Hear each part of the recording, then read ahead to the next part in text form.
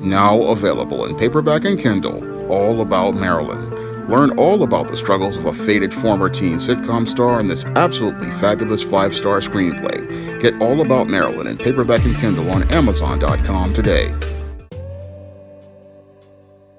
Hollywood Historical Women in Crisis.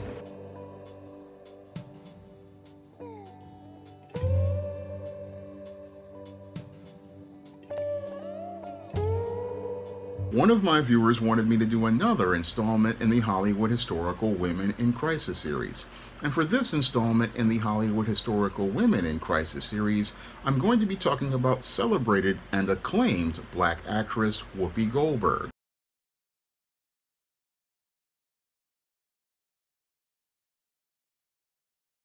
Now, Whoopi Goldberg is one of the most celebrated actors, comedians, and television personalities of the late 20th century. And Whoopi Goldberg has gone on to receive numerous accolades from the entertainment industry, receiving awards such as an Emmy Award, a Grammy Award, an Academy Award, and a Tony Award, and has also received the Mark Twain Prize for American Humor. Now, as Whoopi Goldberg has received numerous accolades from the white media establishment, she is a black woman in crisis due to her numerous self-hate issues as related to her racial identity and her looking to basically turn herself into an honorary white woman and has no real love for her blackness or her black identity. Now, Whoopi Goldberg, it was not really, her name was not Whoopi Goldberg. No, Whoopi Goldberg's real name is Karen Elaine Johnson, and she was born on November 13th of 1955 to two black middle-class parents. She was the daughter of Emma Johnson and Robert James Johnson Jr., a pastor. Now, as she was born into this whole middle-class family, eventually her father wound up leaving the home, and that's where I believe we started to see the problems with Whoopi Goldberg as related to her racial identity that led to her being a woman in crisis. Now, this whole situation where Karen Elaine Johnson was basically seeing her father leave the home, I believe started laying the foundation for Whoopi Goldberg's issues with heterosexual black men, because what happens to a lot of black women when they have the father wind up leaving the home is that the mother starts speaking negatively about the father, and as they start speaking negatively about the father, this basically colors the perception of black men in the eyes of their daughters, and that leaves them open to basically being indoctrinated into the feminist perspective of misandry against black men. And that whole perspective of having this misandry against black men starts out with the mother, who is their first teacher, and I believe it was that home environment that basically started Whoopi Goldberg to having these issues. And as she was raised by this single mother, and raised with this single mother along with her brother, this is what possibly led to her winding up having issues as she was going to school. And as she was going to school, she went from going to local Catholic schools that her mother wound up paying for to winding up going to Washington Irving High School, where she dropped out of high school with a possible heroin addiction. Now, as she wound up with this heroin addiction, this is where she wound up getting involved with a white man, Alvin Martin, and as this man helped her get out of her addiction with heroin, I believe this is what led to her having her whole perception of black men further being colored negatively and seeing white men from a superior position, because it was that white man who was the one who paid her any attention. It was the first male figure to show any care for her, and I believe that that was the thing that led to the issues with her as related to further having issues as related to her issues as related to color. Now, as she was having these issues as related to seeing black in a negative light, she began to see I believe the Jewish religion as something positive, and basically looks to deny anything as related to her black Christian background that she came from. And that started as she looked to go out here and look to build her career after she had her first child. She looked to build her career as an entertainer. And as she looked to build her working as an entertainer, she worked all types of different jobs and eventually wound up moving to California, where she worked odd jobs such as a bank teller, a mortuary cosmetologist, and a bricklayer, and joined an avant-garde theater group known as the Blake Street Hawkeyes, and it was in that school. And again, as she was doing this, she also saw a mid-air collision of two planes in San Diego, which gave her a fear of flying and a PTSD. And as she had that trauma, she continued to work at learning about acting and different things as comedy, and then eventually started to rise in popularity, first with getting prominence with her one-woman show, where she portrayed Moms Mabley in Moms at the Victoria Theater. That's where she got her first major people noticing her. And as she continued to go on, she did other one-woman shows such as The Spook Show in 1983, and eventually director Mike Nichols discovered her when he saw her perform. And again, here was another white man paying attention to Karen Johnson, and as he paid attention to her and she was continuing to do her stand-up comedy, she basically changed her name again, first calling herself a whoopee cushion because she was very flatulent as related to her anxiety before her shows, and people said that she sounded like a whoopee cushion, so that's where she got the whoopee part of her name. And the whoopee part of her name came from sounding like a whoopee cushion. And her name was originally Whoopi Cushion, but eventually she wound up changing her stage name to Whoopi Goldberg and decided to change her name to Whoopi Goldberg. And again, as she changed her name to Whoopi Goldberg, it was basically due to her having this identification with those of a certain religion. She had such a deep identification with those of a certain religion because she had this deep identification with whiteness and white acceptance, and that was one of the reasons why I believe possibly they wound up giving Whoopi Goldberg such a push, is mainly because of the deep self-hatred she had, because when it came to white supremacy and the black women they were pushing, like Oprah Winfrey, what they were looking to do was finding these black women who were basically looking to be their modern-day mammies, and Whoopi Goldberg was a modern-day mammy in looking to gain this white acceptance and approval because she was not comfortable with being black due to the dysfunctional home that she was raised in. And due to the dysfunctional home that she was raised in, she was looking to walk away from her blackness. And as she was looking to walk away from her blackness, she was one of those women who was looking to do anything to get white acceptance. And as she was looking to do anything to get white acceptance, this made her the perfect black woman to work for white supremacy's ideals, to represent that black person who would pull themselves up by their bootstraps, that they could trot out in front of black people who would push back as related to being denied opportunities, and they would go out here and find Whoopi Goldberg to be the perfect bootlick to go out here and say whatever they wanted, and again, go out here and look to defend the institution of white supremacy. That's what they wanted Whoopi Goldberg to be, and again, Whoopi Goldberg was glad to do this because she wanted that white acceptance, and that's the main reason why she's a woman in crisis, because she looks to deny her black identity to gain white acceptance. And this started early on in her career, started very early on in her career, and as she went out here, she was getting awards. She got a Grammy Award for Best Comedy Album, and after she got that Grammy for a comedy album, this is where director Steven Spielberg found Whoopi Goldberg and decided to give her the lead in the book as related to the movie version of The Color Purple, one of the worst movies to depict an image of a black woman. And Whoopi Goldberg was given the role of Celie, and was given the role of Celie with the approval of Alice Walker, given that role again because they knew that she was one of these black women who basically was looking to get white acceptance and white approval and would not push back on the anti-black messaging and the misandristic messaging of the color purple, because she basically had such disdain for black men because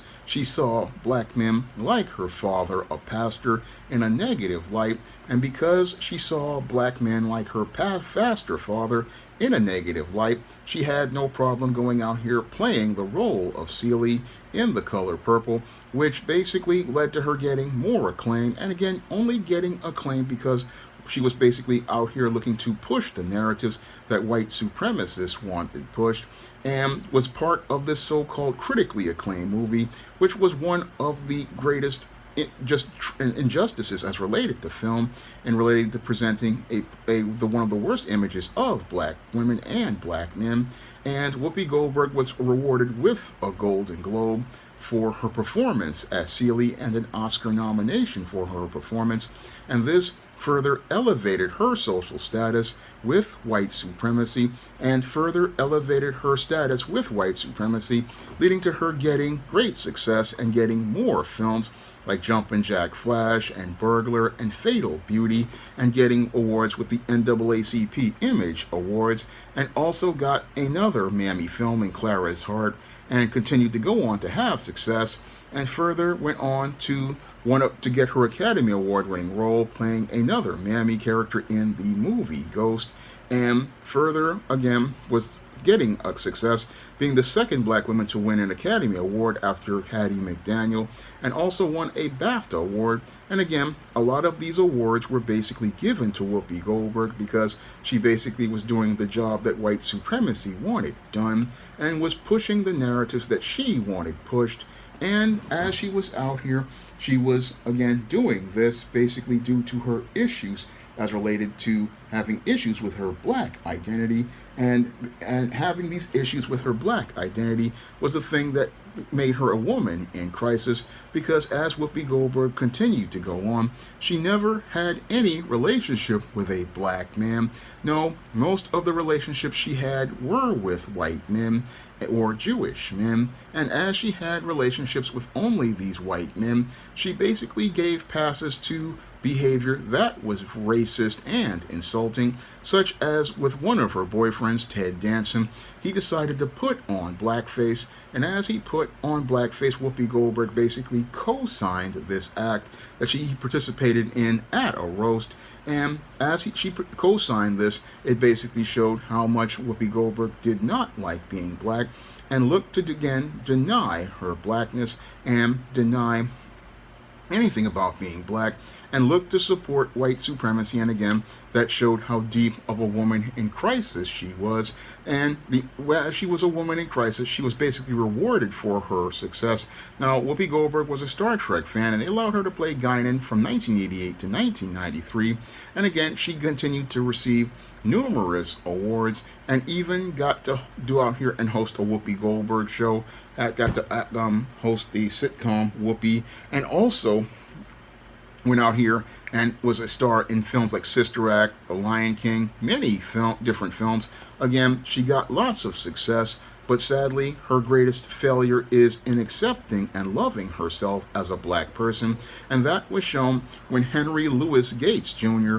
went out here and basically traced Whoopi Goldberg's entire background, because Whoopi Goldberg wanted to say that she was connected to people who were Jewish and had traces of descendants from Jews. But the whole thing is, once the Henry Louis Gates Jr. did his research, he found out that Karen Elaine Johnson's family came from West Africa, and her whole there was no Jewish or German ancestry from her bloodline. But Whoopi Goldberg vehemently denied this, and that just showed how deep the self-hatred Whoopi Goldberg had for being black. And Whoopi Goldberg basically has she just wants to be an honorary white person, even though she wears natural hair. And what's really interesting about her is that she basically follows a pattern I've seen with natural hair women, where a lot of women will have this natural hair, but they will be out here looking to deify and worship white people as gods. I mean, they will be out there looking to deify and worship white people and look to gain attention, favor, and approval from white people. And that just shows how deep the self-hatred that they have, while on the outside it's looking like they have the appearance of a pro-black who loves being black, but on the inside, these kind of women love white people so much and basically adorn themselves with the natural hair and Afrocentric features, only not because they show their pride in being black, but want to get the attention of those white people who have a black fetish. And again, just shows how deeply dysfunctional Whoopi Goldberg is as a person. And basically, this is how she gets her rewards from those in white supremacy. She gets her rewards from people in white supremacy by being the token black female who will go out here and passively represent being black by having black skin, but on the outside is just out here looking to go out here and toe the party line for white supremacy, look to parrot messages that would be considered acceptable to white supremacy, and say whatever the white supremacist wants to be said. That's what these type of women go out here and do, and that's what makes Whoopi Goldberg a very dangerous person for black communities, because she will go out here and again represent black but speak against black interests. And that's one of the reasons why she was made after her storied career given a mouthpiece on the ABC talk show The View. She was basically given a mouthpiece to be a talk show hostess on The View because she could passively represent black women and aggressively represent an anti-black agenda and go out here and speak against black interests. That's why they went out here and hired Whoopi Goldberg. And again, Whoopi Goldberg is not somebody who is a woman who is looking to support black causes. No, she's basically looking for white validation and approval. And she's also, again, a woman in crisis because she has real serious issues as related to her racial identity. And it's those serious issues as related to her racial identity that basically make her a woman in crisis, because she basically looks to be a person who talks black but was just identifying with white so heavily, and again looks to deny everything as related to her blackness, as related to everything, because she believes that white people basically are the ones who looked out for her, and that's due to the trauma she had from her upbringing where her father wasn't in her life to show her an example of black manhood or black masculinity or black leadership. And because of this, she basically looks for the white people to be the ones who lead her. And again, sadly, with Whoopi Goldberg, she's one of the saddest cases of being a woman in crisis. And again, one of the saddest cases of a woman in crisis, because she doesn't want to be a black woman. No, she wants to be an honorary white woman. And again, only has been involved with white men and wants nothing to do with black men at all. And again, has the same disdain for black men that many, I believe, white supremacists have for black men. And again, Whoopi Goldberg, again, she's out here, she's a woman in crisis, and again, a woman in crisis because she has a crisis as related to her identity of being black. Now, she's got all that success, again, as a star, but that success is not because people wanted to, again, give her that success based on her talent or ability. No, it's because white supremacy needed somebody to be their token, be their mammy. And again, sadly, Whoopi Goldberg was America's mammy, whereas just like Oprah Winfrey was, but both of them were used for two different agendas. Oprah was used to go out here and push an anti-black man agenda, and Whoopi Goldberg was used to go out here and further push another type of agenda, again, of tokenism as related to success. And both of them were used to do white supremacy's dirty work. And while they were doing white supremacy's dirty work, they are textbook examples of a woman in crisis and women in crisis who basically are in a sad, to show us the sad state of affairs of the modern black woman and the archetype for the kind of failure that leads to 70% of black women being single. Now, if you want to learn why so many women like Whoopi Goldberg got indoctrinated into feminism and how these issues really led to them winding up on a road to dysfunction, you can pick up my book, The Woman Crisis, on Amazon.com in paperback and Kindle format. You can also find The Woman Crisis at other online booksellers like Draft to Digital, Google Play, Barnes & Noble, and big box retailers like Walmart and Target. And if you'd like to learn why so many women like Whoopi Goldberg are going to be single for the rest of their lives, you can pick up my book, Why 70% of Black Women Are Single, on Amazon.com in paperback and Kindle format.